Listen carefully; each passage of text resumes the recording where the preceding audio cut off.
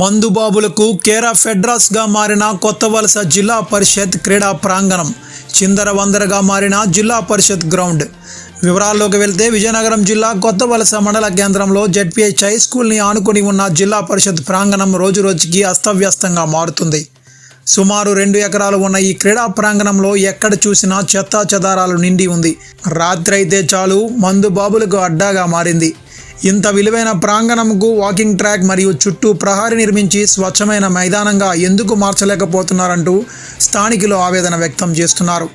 ఇన్ని సంవత్సరాలైనా సరే ఈ మైదానం మార్చుకోకపోవడానికి కారణాలేంటో స్థానికులకు ఆలోచించే విధంగా చేస్తున్నాయి.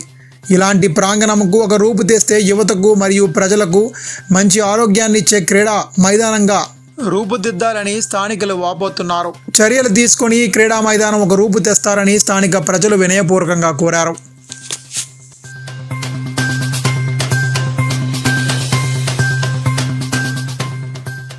వ్యాపారం మీది, ప్రచారం మాది. మీ యొక్క వ్యాపారంను శుభాకాంక్షలు తెలియజేయాలనుకుంటే వెంటనే ఈ క్రింది నంబర్కి సంప్రదించి FTP న్యూస్లో యాడ్స్ పొందండి.